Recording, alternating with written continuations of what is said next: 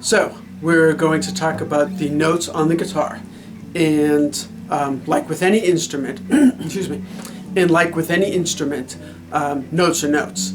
So what we deal with for guitar, we're going to have 12 notes, 12 different notes. Okay, so the notes go from starting on A, just because, you know, might as well go alphabetically. So there's A, then there's A sharp or B flat. That's the note in between A and B. Okay, so if I play it on the A string, so that's A. The second fret is A sharp, which means one fret higher than the A sharp, or B flat, which is one fret lower than B. And you'll see this in a second. So A sharp or B flat. Then the second fret on the A string is a B. So see, one fret lower than B, or one fret higher than A. So it's in between the A and the B. Okay, then the third fret is a C, then a C sharp or a D flat, then a D, fifth fret, then a D sharp or an E flat, then an E, then an F, then an F sharp or a G flat, then a G, then a G sharp or an A flat, and then at the 12th fret we're back to A. Okay, so 12 different notes, because 0 was A. So 1, 2, 3, 4, 5, 6, 7, 8, 9, 10, 11, 12. The 11th fret is the 12th note because we counted 0. So 0, then 1 is the second note already, first fret. Okay, hopefully that makes sense. Then the 12 is the 13th note, which is back to the first note again. Okay, so hopefully that makes sense. So you might have noticed with any music that we're dealing with, there's sharps and flats in between notes, except for between the B and the C and the E and the F. There's no sharp or flat between those. So B to C and E to F. All the rest of them have a note in between.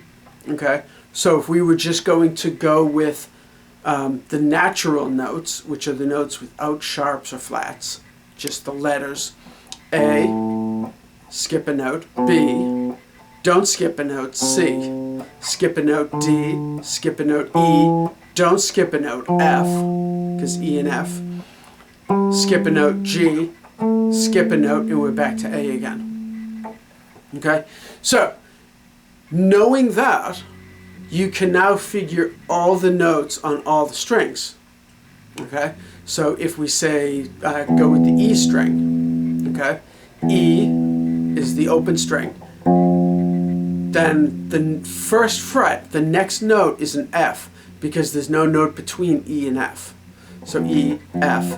Then the second fret on the E string is an F sharp or G flat. Then a G. G sharp or A flat, then an A sharp or B flat, then a B, then a C, because there's no note between B and C, no sharps or flats.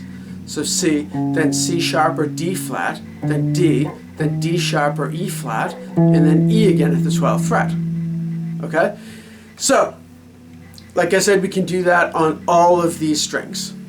Any. Okay? And even if you just start somewhere, like say, the third fret on the B string is a D.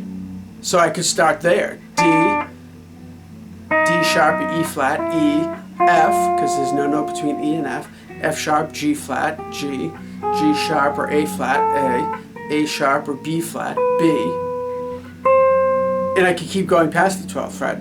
I could go all the way up as high as I can, as high as I want to, as high as I'm able to, depending on how many frets you have. So hopefully that makes sense. Okay, I like to think of it as kind of a circle. Okay, so if we start on any note, let's start on A, just alphabetical.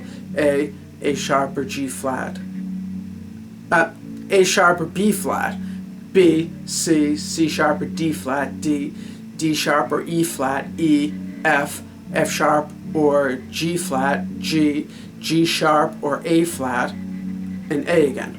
So we're right at the top.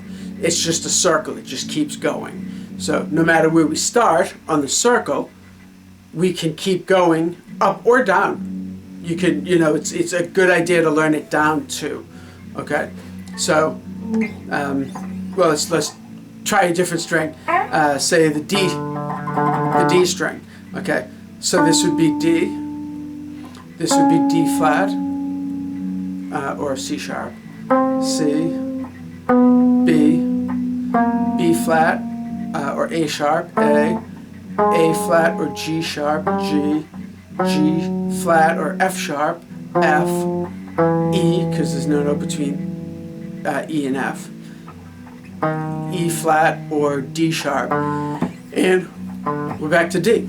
Okay, so it's a good idea not only to learn that pattern, okay, but to also just learn all of the notes on the guitar. Okay, what I like to do is actually write out a chart with all the strings, 6 strings, up and down, just lines, and then lines across for the frets.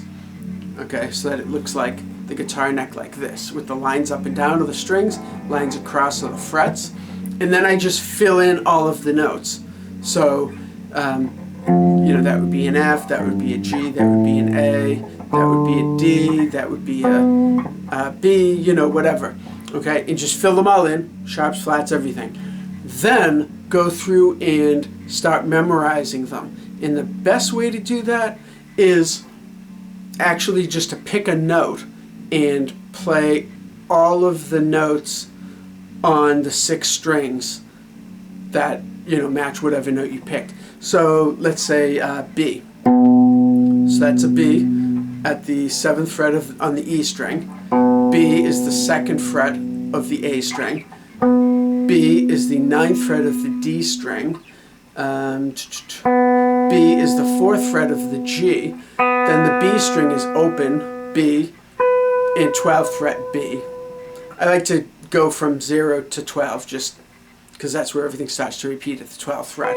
And then on the E, the B is the 7th fret again, just like it was on the low E. But on the high E, it's also the 7th fret because both strings are E's. So that way, if you learn all the B's that way, then you don't run into the issue of like looking for the note B and going E, F.